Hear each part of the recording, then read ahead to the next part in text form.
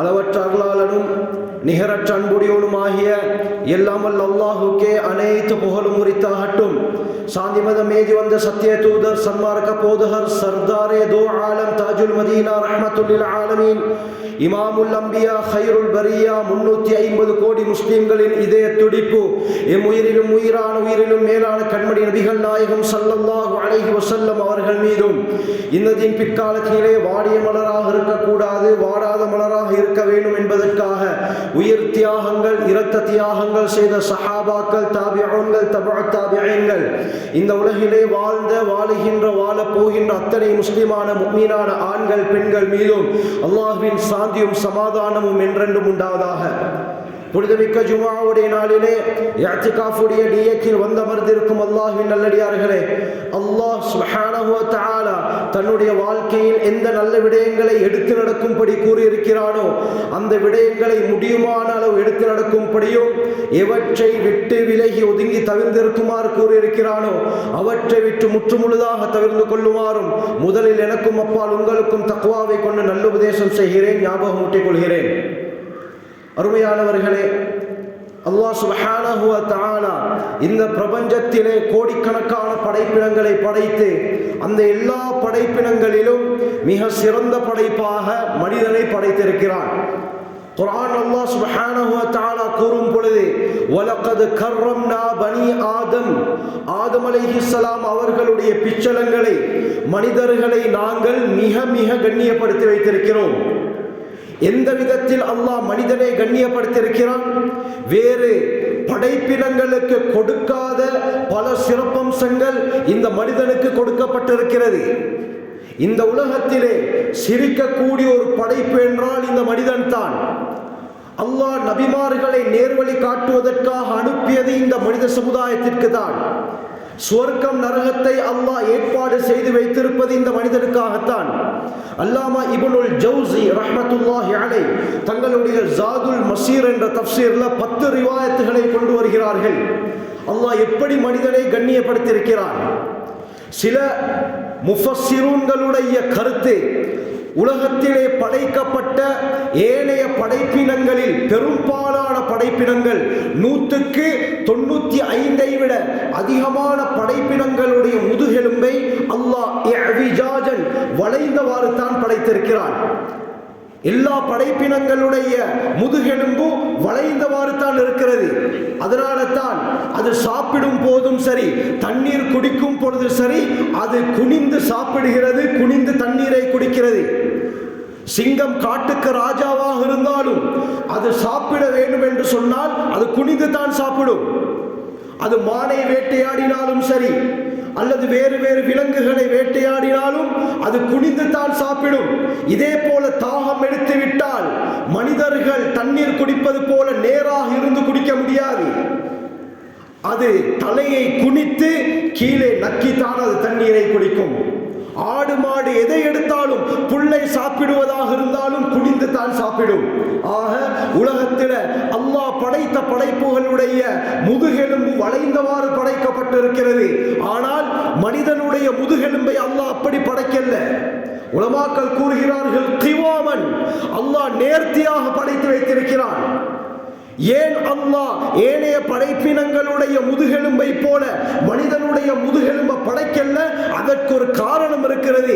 ஏனைய மிருகங்கள் ஏனைய விலங்குகள் சாப்பாடுக்கு முன்னால, தண்ணீருக்கு முன்னால, வேற வேற தேவைகளுக்கு முன்னால குனிவது போல மனிதன் மஹ்லூக்குகளுக்கு முன்னால குனியக்கூடாது. அவன் அப்படி குனிவதாக இருந்தால் எனக்கு முன்னால மட்டும் தான் குனியணும். சுஜ்ஜதன் லில்லாஹ், அல்லாஹ்வுக்கு முன்னால மட்டும் தான் அவன் சுஜூத் செய்ய வேண்டும். இதற்காகத்தான் அல்லாஹ் நேர்த்தியாக படைத்து வைத்திருக்கிறான். அருமையானவர்களே, இந்த அளவுக்கு அல்லாஹ் மனிதனுக்கு பல விடயங்களை கொடுத்து கண்ணியப்படுத்தியிருக்கிறான். இதே போலத்தான் மனிதனை படைத்த அல்லாஹ் இந்த மனிதனுக்கு 2 சைடுகளை வைத்திருக்கிறான். உள்ரங்கம், வெளிரங்கம், 2 பக்கங்கள் இருக்கின்றன. நாம் மனிதர்கள் என்ன செய்வோம்? அவருடைய வெளித்தோற்றத்தை வைத்து அவரை நாங்கள் கணித்துக் கொள்வோம். அவருடைய உடை, அவருடைய நடை, அவருடைய பாவனை, அவருடைய பேச்சு, இதே போல அவருடைய சொத்து செல்வங்கள், இதை வைத்து நாம் அவருக்கு கண்ணியம் செலுத்துவோம். ஆனால் அருமையானவர்களே, அல்லாஹ்விடத்தில் இப்படி கிடையாது. நாம் வெளிரங்கத்தை பார்த்து ஒரு மனிதனை முடிவு செய்வது போல அல்லாஹ் முடிவு செய்வது கிடையாது. இமாம் அல்பானி ரஹ்மத்துல்லாஹி அலைஹி ஜாமிஉ ஸஹீஹ்ல கொண்டு வராங்க. ஸல்லல்லாஹு அலைஹி வஸல்லம் சொன்னார்கள், இன்னல்லாஹ லா யன்துரு இலா சுவரிக்கும் வ அம்வாலிக்கும். நிச்சயமாக அல்லாஹ் உங்களுடைய தோற்றங்களையோ உங்களுடைய சொத்து செல்வங்களையோ பார்ப்பது கிடையாது. வலாக்கி யன்துரு இலா குலூபிக்கும் வ அமாலிக்கும். உங்களுடைய உள்ளங்களையும் உங்களுடைய செயற்பாடுகளையும் தான் அல்லாஹ் பார்க்கிறான். உள்ளம் எப்படி இருக்கிறதோ அதை வைத்துத்தான் அவன் நல்லவனா கெட்டவனா என்று தீர்மானிக்க முடியும். நாம் வெளிரங்கத்தை பார்த்து ஒருவரை முடிவு செய்கிறோம், இவர் நல்லவர் கெட்டவர். அருமையானவர்களே, ஸல்லல்லாஹு அலைஹி வஸல்லம் அவர்களுடைய காலத்தில் முனாஃபிகூன்கள், நயவஞ்சகர்கள் மஸ்ஜிதுன் நபவியில முதல் சஃப்ல இருப்பார்கள், சூரத்தோடு இருப்பார்கள். குர்ஆன் அல்லாஹ் கூறுகிறான், ஹதமல்லாஹு அலா குலூபிஹிம். ஆனால் உள்ரங்கம் பயங்கரமான விரோதிகளாக இருப்பார்கள் முஸ்லிம்களோடு. வெளிரங்கத்தில் முஸ்லிம்களை போல காட்டிக்கொள்வார்கள், உள்ரங்கத்தில் மிகப்பெரிய விரோதிகளாக இருந்தவர்கள் முனாஃபிகூன்கள். ஆகவே வெளிரங்கத்தை வைத்து ஒரு மனிதரை முடிவு செய்ய முடியாது. ஒரு மனிதனுடைய உள்ரங்கம், அதுவும் தக்வாவை வைத்து தான் ஒரு மனிதன் நல்லவனா கெட்டவனா என்று முடிவு செய்ய முடியும்.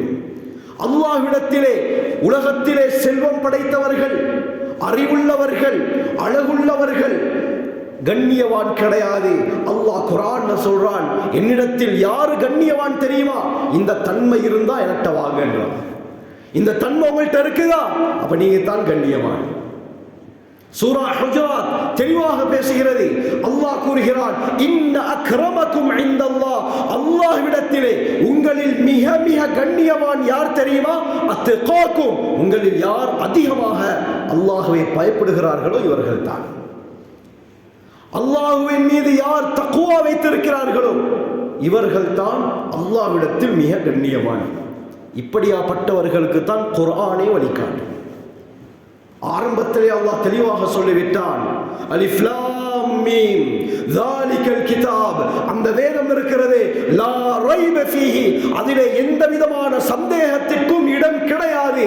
ஹுதல் லில் முத்தகீன், தக்வா உள்ளவர்களுக்கு தான் குர்ஆன் வழிகாட்டும்.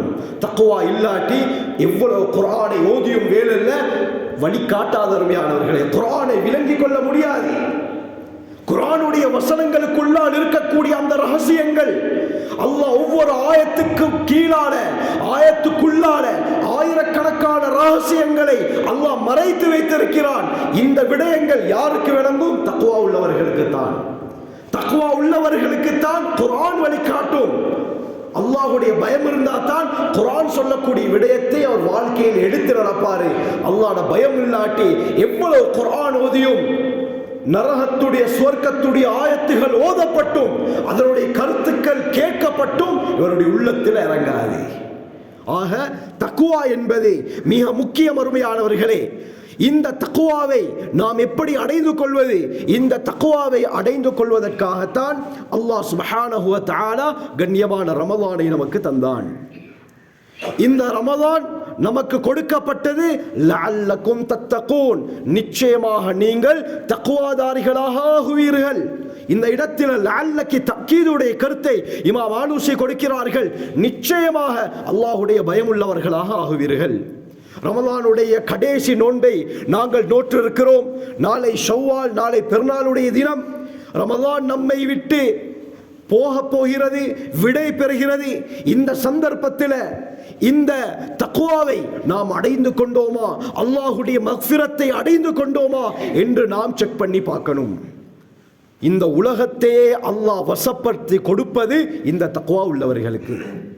அருமையானவர்களே, அல்லாஹ் சுப்ஹானஹு வ தஆலா இந்த தக்வா உள்ளவர்களை மிக மிக கண்ணியப்படுத்தி வைத்திருக்கிறான். ஹாக்கிம்ல வரக்கூடிய ரிவாயத், ஜாபிர் இப்னு சமுரா ரலியல்லாஹு அன்ஹு அறிவிக்கிறாங்க, ஒரு தடவை ஹஜ்ரத் ரசூலுல்லாஹி ஸல்லல்லாஹு அலைஹி வஸல்லம் மிம்பர்ல ஏறுறாங்க. முதலாவது படியில கால் எடுத்து வைக்கிறார்கள், ஆமீன் என்றார்கள். இரண்டாவது படியில கால் எடுத்து வைக்கிறாங்க, ஆமீன் என்றார்கள். மூன்றாவது படியில கால் எடுத்து வச்சாங்க, ஆமீன் என்றார்கள். நபி அவர்கள் குத்துபாவை முடித்துக் கொண்டு கீழே இறங்கியதற்கு பின்னால சஹாபாக்கள் கேட்டாங்க, யா ரசூலல்லாஹ், வளமைக்கு மாற்றமாக நீங்க மிம்பர்ல ஏறும் பொழுது ஆமீன் ஆமீன் ஆமீன் என்று 3 தடவை சொன்னீங்களே, என்ன காரணம்? ஸல்லல்லாஹு அலைஹி வஸல்லம் சொன்னார்கள், நான் மிம்பரிலே ஏறும் பொழுது மலக்குமார்களுடைய தலைவர் ஜிப்ரீல் அலைஹிஸ்ஸலாம் வந்தார். வந்து 3 பதுவாக்களை செய்தார்கள், அதற்கு நான் ஆமீன் சொன்னேன். பதுவா செய்தது யாரு? மலக்குமார்களுடைய தலைவர். ஆமீன் சொன்னது யாரு? மனிதர்களுடைய தலைவர். இந்த துஆ நிச்சயம் கபூல், சந்தேகத்திற்கு இடம் கிடையாது. ஏன்? துஆ செஞ்சவரும் அப்படியாப்பட்டவர், ஆமீன் சொன்னவரும் அப்படியாப்பட்டவர். முதலாவது மிம்பரிலே ஏறும் பொழுது ஹஜ்ரத் ஜிப்ரீல் அலைஹிஸ்ஸலாம் சொன்னார்கள், மன் அத்ரக ரமலான ஃபலம் யுக்ஃபர், ரமலான் மாதத்தை அடைந்தும் அதன் மூலமாக எவருக்கு மன்னிப்பு கிடைக்கவில்லையோ அவருக்கு நாசம் உண்டாகட்டும் நான் ஆமீன் என்று சொன்னேன். இவ்வளவு பயங்கரமான பதுவா அருமையானவர்களே. இந்த பதுவாவுக்குள்ளால் நாம் ஆளாகிவிடக் கூடாது. இரண்டாவது படியிலே நான் ஏறினேன், உங்கள் மீது ஸலவாத்து சொல்லப்பட்டும் உங்களுடைய பெயர் சொல்லப்பட்டும் யார் உங்களின் மீது ஸலவாத்து சொல்லவில்லையோ அவருக்கு நாசம் உண்டாகட்டும் என்று ஸல்லல்லாஹு அலைஹி வஸல்லம் அவர்களை பார்த்து ஜிப்ரீல் அலைஹிஸ்ஸலாம் சொன்னார்கள், நான் ஆமீன் என்று சொன்னேன். நபி அவர்களுடைய பெயர் சொல்லப்பட்டால் ஸலவாத்து சொல்லிக் கொள்வோம் உண்மையானவர்களே. மூன்றாவது படியிலே ஏறினேன், எவருடைய தாய் தந்தையில் இருவரோ அல்லது ஒருவரோ வயோதிபத்தை அடைந்து அவர்களின் மூலமாக சுவர்க்கத்தை அடையாதவனுக்கு நாசம் உண்டாகட்டும் என்றார்கள். நான் ஆமீன் சொன்னேன். நான் ஸல்லல்லாஹு அலைஹி வஸல்லம், அல்லாஹ் இந்த 3 பதுவாவை விட்டு நம் அனைவரையும் பாதுகாத்தருள்வானாக, நம்முடைய சந்ததியினரை பாதுகாத்தருள்வானாக. ஆக மக்ஃபிரத், தக்வா என்பது மிக முக்கியம். இந்த ரமலானை அல்லாஹ் தந்தது இந்த தக்வாவை அடைந்து கொள்வதற்காக. யாரெல்லாம் இந்த ரமலானின் மூலமாக முழுமையாக தக்வாவை அடைந்து கொண்டார்களோ அந்த கூட்டத்தில் அல்லாஹ் நம் அனைவரையும் சேர்த்தருள்வானாக. குர்ஆன் அல்லாஹ் சுப்ஹானஹு வ தஆலா சூரா தலாக்ல யார் உலகத்தில் அல்லாஹ்வுடைய பயத்தோட தக்வாவோட வாருகிறாரோ அவருக்கு 6 பாக்கியம் கிடைப்பதாக அல்லாஹ் சொல்றான். ஒரே சூறாவுல 6 பாக்கியங்களை அல்லாஹ் குறிப்பிடுறான். உலகத்திலே தக்வாவுடன் வாழ்ந்தால் இந்த 6ம் அவருக்கு நிச்சயமாக கிடைக்கும். முதலாவது அல்லாஹ் கூறுகிறான், வமை யத்தகில்லாஹ், யார் அல்லாஹ்வை பயந்து இந்த உலகத்திலே வாழ்கிறாரோ யஜ்அல் லஹு மக்ரஜா, அடிப்படை பிரச்சனை என்னது? சகலவிதமான பிரச்சனைகளில் இருந்து வெளியேறக்கூடிய வழி அல்லாஹ் ஏற்படுத்துகிறான். தக்வாவுல தான் பிரச்சனைக்குரிய தீர்வை அல்லாஹ் வைத்திருக்கிறான். இந்த ஆயத்து இறங்கியதற்கு ஒரு காரணம் இருக்கிறது. நாம் கேள்விப்பட்டிருப்போம். அல்லாமா வஹ்பத்து ஸுஹைலி தங்களுடைய தஃப்சீருல் முனீர்ல இந்த சம்பவத்தை தெளிவாக கொண்டு வருகிறார்கள். அப்துல்லாஹ் பின் அப்பாஸ் ரலியல்லாஹு அன்ஹு அறிவிக்கிறாங்க, ஒரு தடவை அவுஃப் இப்னு மாலிக் அல்-அஷ்ஜாஇ ரலியல்லாஹு அன்ஹு ஹஜ்ரத் ரசூலுல்லாஹி ஸல்லல்லாஹு அலைஹி வஸல்லம் அவர்கள்ட்ட வருகிறார்கள். யா ரசூலல்லாஹ், என்னுடைய மகன் சாலிமை யாரோ கடத்தி கொண்டு சென்று விட்டார்கள், பிடித்து கொண்டு சென்று விட்டார்கள், எங்கே தேடியும் என்னுடைய மகன் கிடைக்கல, அதனால உங்களிடத்திலே வந்தேன். ஹஜ்ரத் ரசூலுல்லாஹி ஸல்லல்லாஹு அலைஹி வஸல்லம் உடனடியாக தன்னுடைய சபையில இருந்த சஹாபாக்களை அனுப்பி தேட வைக்கல. முக்கியமான சஹாபாக்கள் நபி அவர்களுடைய மஜ்லிஸ்ல இருந்தார்கள். இந்த உலகம் கண்டிராத மாவீரர்கள் நபி அவர்களுடைய மஜ்லிஸ்ல இருந்தார்கள். காலித் இப்னு வலீத் ரலியல்லாஹு அன்ஹு 100 யுத்தங்களில் படை தளபதியாக போய் ஒரு யுத்தத்துல கூட தோல்வி என்பது கிடையாது.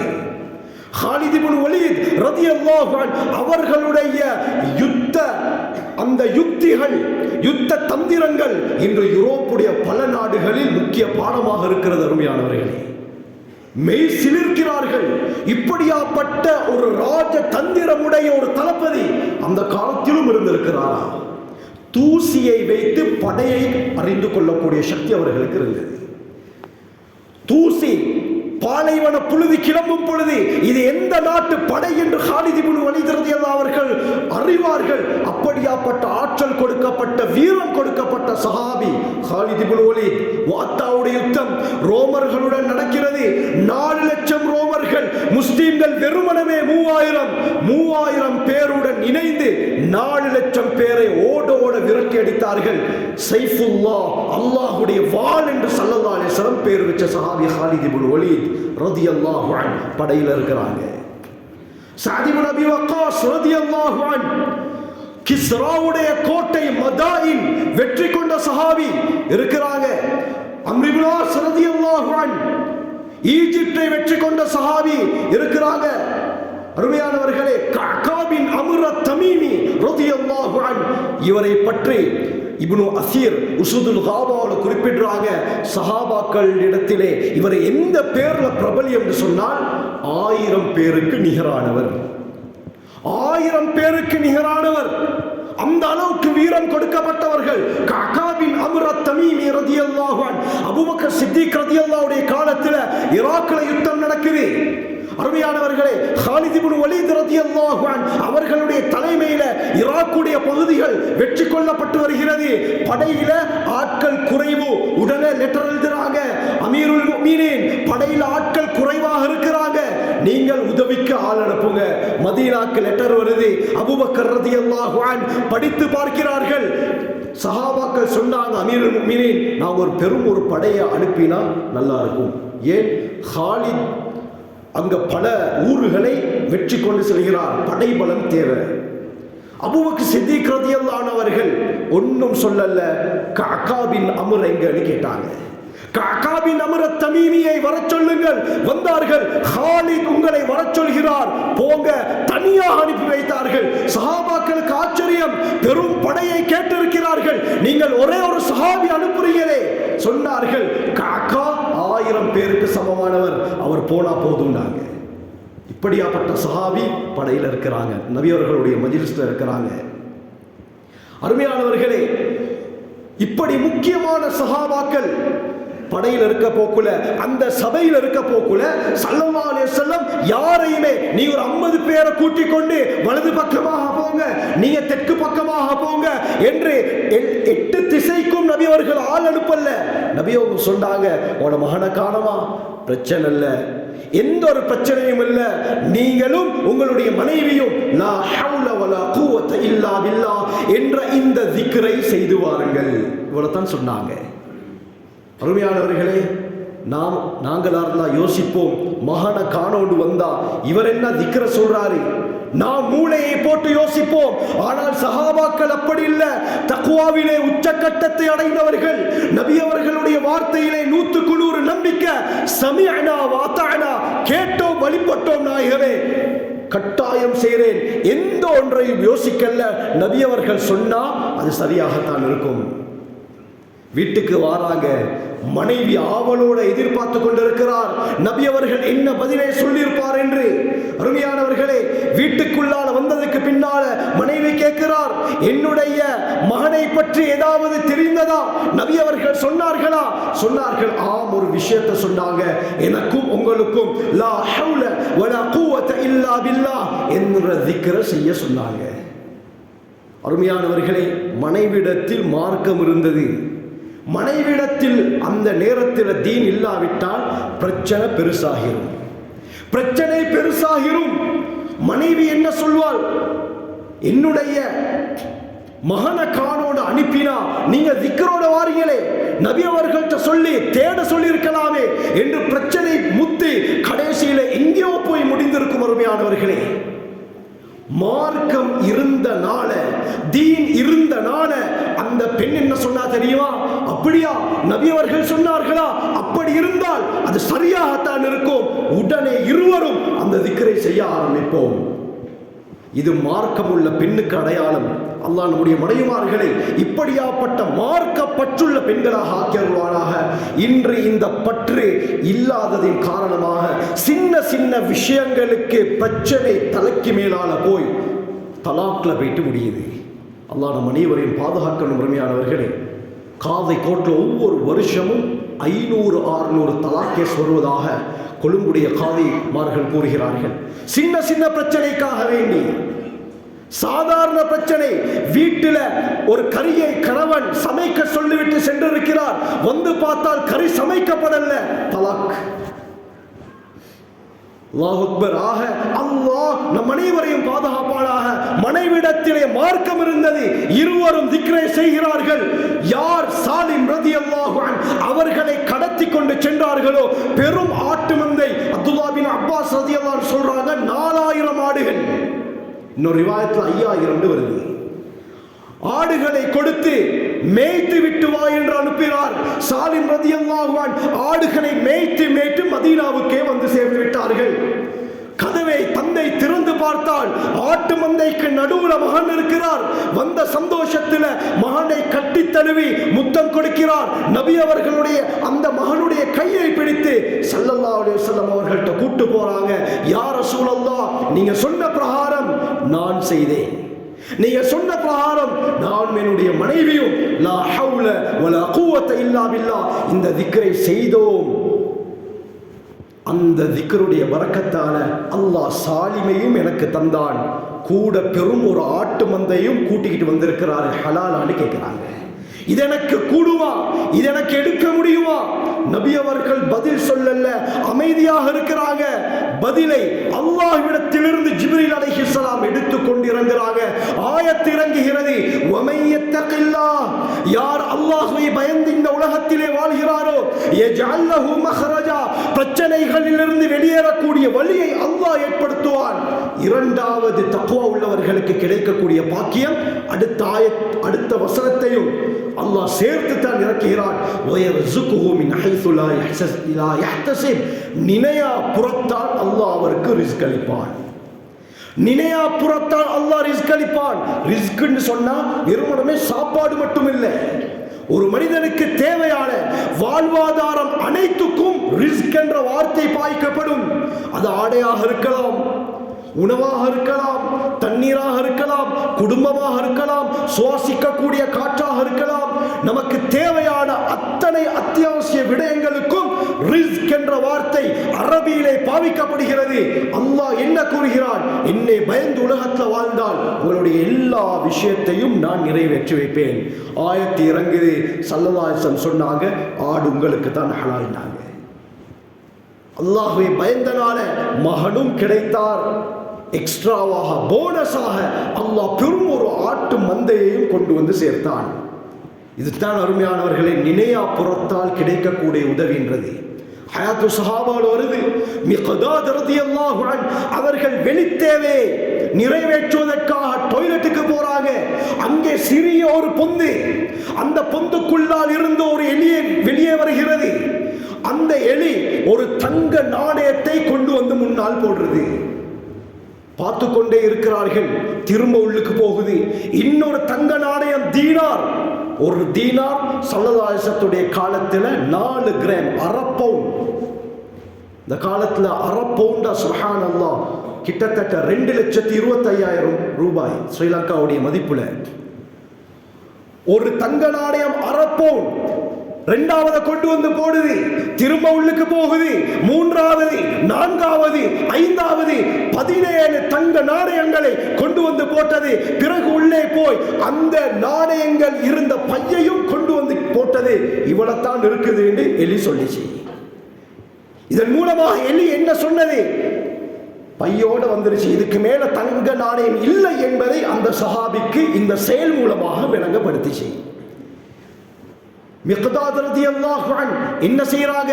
அந்த பையையும் அந்த தங்க நாணயங்களையும் எடுத்துக்கொண்டு ஸல்லல்லாஹு அலைஹி வஸல்லம் அவர்கள்ட்ட போறாங்க. யா ரசூலல்லாஹ், இப்படி ஒரு நிகழ்வு நடந்தது, இது எனக்கு கூடுமா கூடாதா? ஸல்லல்லாஹு அலைஹி வஸல்லம் கேட்டாங்க, அது தானாக கொண்டு வந்து போட்டுச்சா அல்லது நீங்க கையை உள்ளுக்கு போட்டு எடுத்தீங்களா? ஏன் உள்ளுக்கு போட்டா அது புதையலுடைய ரிகாஸ், புதையலுடைய சட்டம் வரும். புதையல் என்று வந்தால் உடனடியாக 1/5 ஜகாத் கொடுத்தாகணும். இதான் இஸ்லாம் சொல்லக்கூடிய சட்டம்.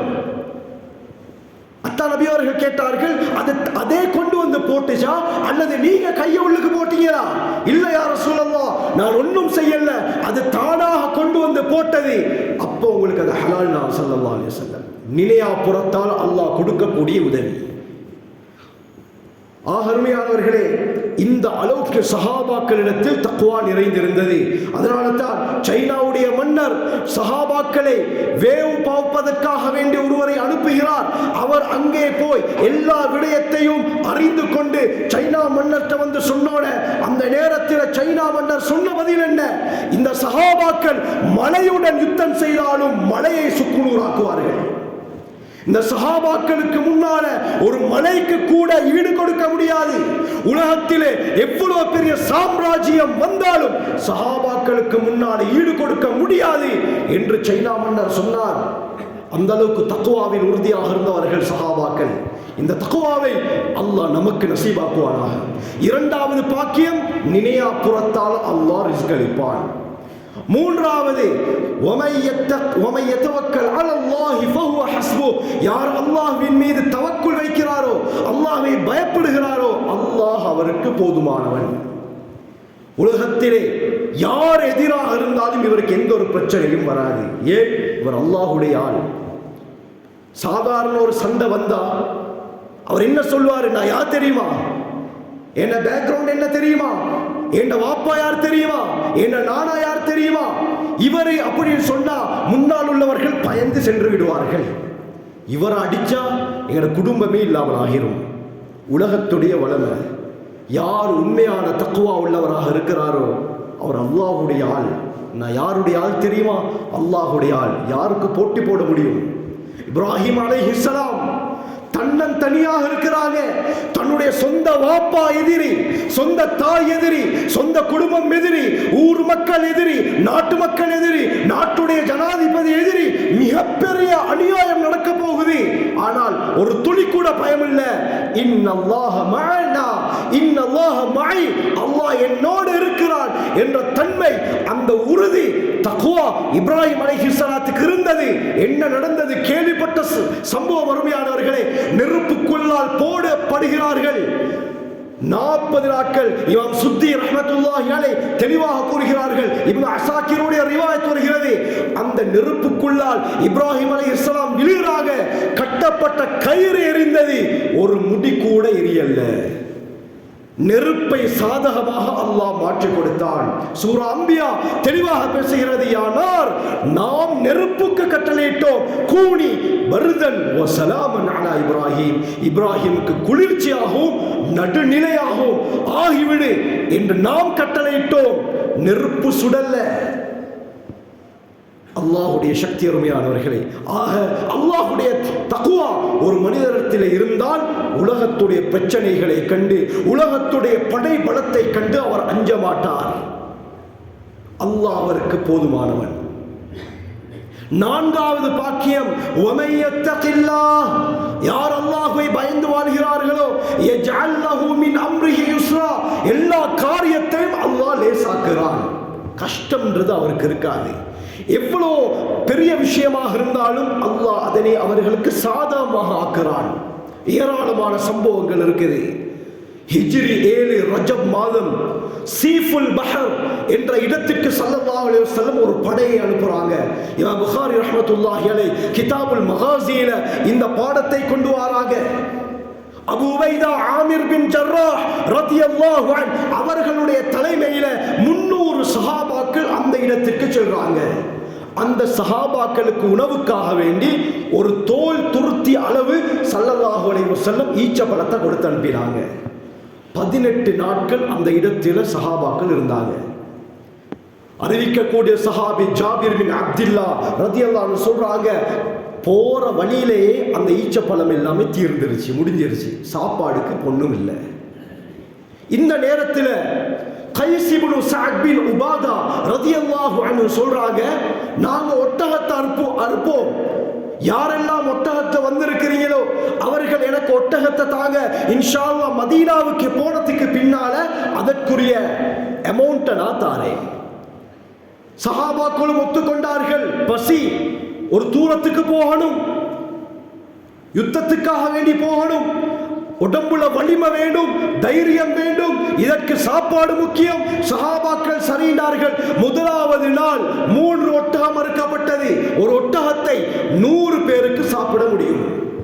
பத்ர் யுத்தத்தில் எதிரிகளுடைய கணக்கை ஸல்லல்லாஹு அலைஹி வஸல்லம் அறிந்தது இந்த ஒட்டகத்தை வச்சுதான்.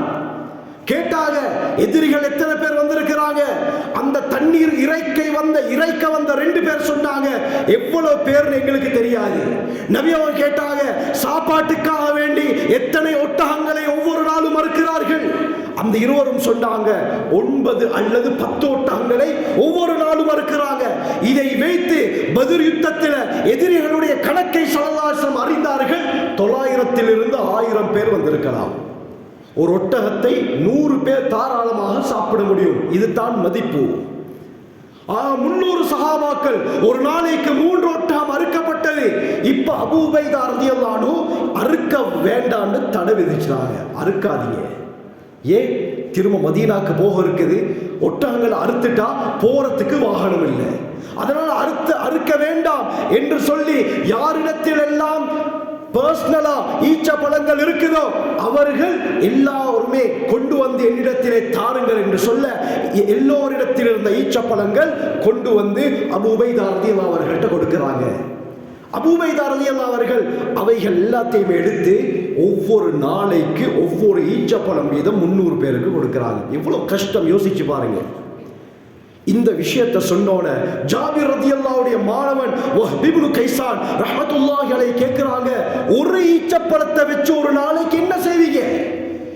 அது எந்த மூளைக்கு போதும்? ஒரு ஈச்சப்பழத்தை 24 மணித்தியாலங்கள் ஓட்ட முடியுமா? சொன்னார்கள் ஜாபிர் ரலியல்லாஹு அன்ஹு, அந்த நேரத்தில் தான் ஈச்சப்பழத்துடைய அருமை விளங்கிச்சினாங்க. ஒரு நாளைக்கு ஒரு ஈச்சப்பழம் சில சஹாபாக்கள் அதை சூப்பி சாப்பிடுவார்கள். அந்த அளவுக்கு அந்த நேரத்தில் சஹாபாக்களுக்கு கஷ்டம் ஏற்பட்டது. ஆனால் தக்வாவில் உயர்ந்தவர்களாக இருந்தார்கள் சஹாபாக்கள். அல்லாஹ் தன்னுடைய உதவியை காட்ட ஆரம்பிக்கிறான். வமை யத்தகில்லாஹ், யார் அல்லாஹ்வை பயந்து உலகத்தில் வாழ்கிறாரோ யஜ்அல் லஹு மின் அம்ரிஹி யுஸ்ரா, எல்லா காரியங்களையும் அல்லாஹ் லேசாக்குவான். அல்லாஹ் பிரமாண்டமான ஒரு மீன், அம்பர் என்று சொல்லப்படக்கூடிய மீனை அல்லாஹ் வெளியாக்குறான். எவ்வளவு பிரமாண்டமான மீன் என்று சொன்னால் புகாரியில வருகிறது, அந்த மீனுடைய கண்குழியில 13 சஹாபாக்கள் அமர்ந்தார்கள். மீனுடைய கண் குழியில 13 சஹாபாக்கள் வட்டமாக அமர்ந்தார்கள். இவ்வளவு பிரமாண்டமான ஒரு மீனை அல்லாஹ் அந்த சஹாபாக்களுக்காக வெளியாக்கினார். 18 நாட்கள் மீனை தாராளமாக 300 சஹாபாக்களும் சாப்பிட்டார்கள்.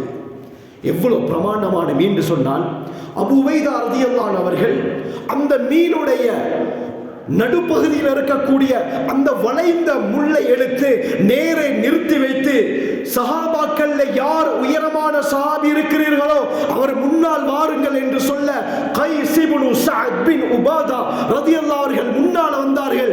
அபூ உபைதா ரலியல்லாஹு அன்ஹு சொன்னாங்க, உங்களோட 2 கையையும் தூக்கி நேராக நில்லுங்க. அந்த சஹாபி உயரமான சஹாபி, அதே போல கையை தூக்கினா இன்னும் உயரமாக இருந்தது. இப்ப அவர பக்கத்துல முள்ள வச்சா இவரை விட அந்த முள்ளு உயரமாக இருந்தது. அவ்வளவு பிரமாண்டமான மீன் அல்லாஹ் இந்த சஹாபாக்களுக்காக வேண்டி கொடுத்தார். காரியத்தை லேசாக்கினார். அந்த பிரயாணம், அந்த யுத்தத்துக்கு பின்னால சஹாபாக்கள் என்ன செய்தார்கள்? அந்த மீனிலே ஒரு துண்டை சஹாபாக்கள் ஸல்லல்லாஹு அலைஹி வஸல்லம் அவர்களுக்கு கொண்டு வந்தாங்க. மதீனாவுக்கு ஜமாத் வருகிறது. நபி அவர்கள்ட்ட விஷயம் சொல்லப்படுகிறது. நபி அவர்கள் கேட்டார்கள், அல்லாஹ் உங்களுக்கு நினையா புறத்தால் கொடுத்த ரிஸ்க் இது.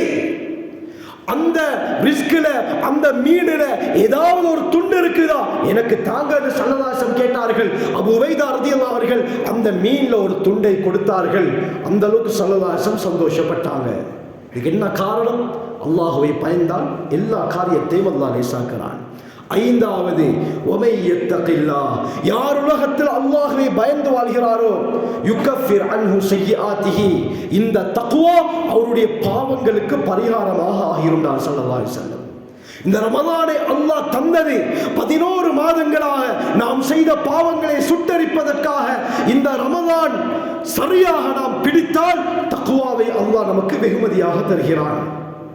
தக்வா வந்துருச்சுன்னு சொன்னால் அன்று பிறந்த பாலகனை போல அல்லாஹ் எல்லா பாவங்களையும் மன்னித்து நம்மை கண்ணியப்படுத்துகிறான், நம்மை பரிசுத்தப்படுத்துகிறான். பாவம் என்ற கரை நம்முடைய உடம்பிலே உள்ளத்திலே இருப்பதின் காரணமாகத்தான் நல்லமல் செய்யறதுக்கு மனசு வருதில்லை. குர்ஆன் ஓதுறதுக்கு மனசு வருதில்லை, பாக்கெட்ல zikr மெஷின் தஸ்பீஹ் இருந்தாலும் எடுத்து சுப்ஹானல்லாஹ் சொல்றதுக்கு மனசு வருதில்லை. காரணம் என்ன? உள்ளத்துல பாவக்கரை அதிகமாகிருச்சு.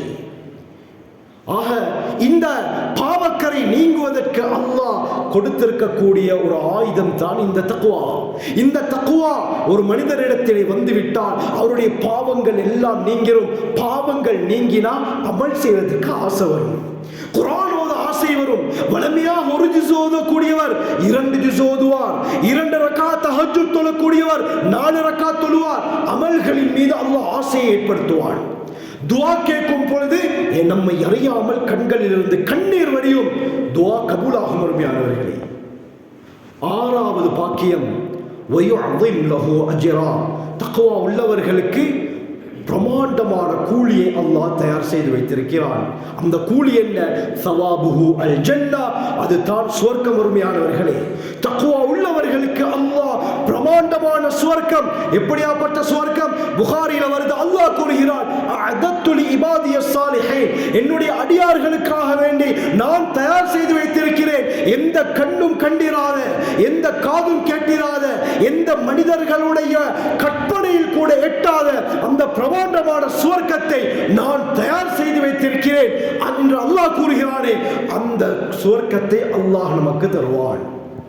ஆக இப்படியாப்பட்ட 6 பாக்கியங்களை தக்வா உள்ளவர்களுக்கு அல்லாஹ் கொடுக்கிறான்.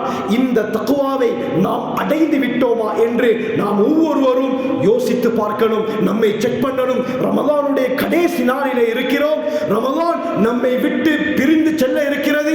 அடுத்த ரமலான் வரை நாங்கள் உயிரோடு இருப்போமா என்று யாருக்கும் கேரண்டியாக சொல்ல முடியாது, உத்தரவாதம் கிடையாது. ஆனால் அல்லாஹ் நம் அனைவருக்கும் இன்னும் பல ரமலான்களை அடையக்கூடிய பாக்கியத்தை நசீபாக்குவானாக. ஆக இந்த ரமலானின் மூலமாக அல்லாஹ் யாருக்கெல்லாம் தன்னுடைய ரஹ்மத்தை, மக்ஃபிரத்தை, தன்னுடைய அந்த சுவர்க்கத்தை, நரக விடுதலையை, தக்வாவை கொடுத்தாலோ அந்த கூட்டத்திலே அல்லாஹ் நம் அனைவரையும் சேர்த்தருள்வானாக. யா அல்லாஹ், நான் செஞ்ச எல்லா பாவங்களையும் மன்னிச்சிரு யா அல்லாஹ். வணங்க தகுதியானவன் நீ யா அல்லாஹ். யா அல்லாஹ், ரமலானுடைய கடைசி நாளிலே இருக்கிறோம் யா அல்லாஹ். ரமலான் நம்மை விட்டு செல்ல இருக்கிறது யா அல்லாஹ்.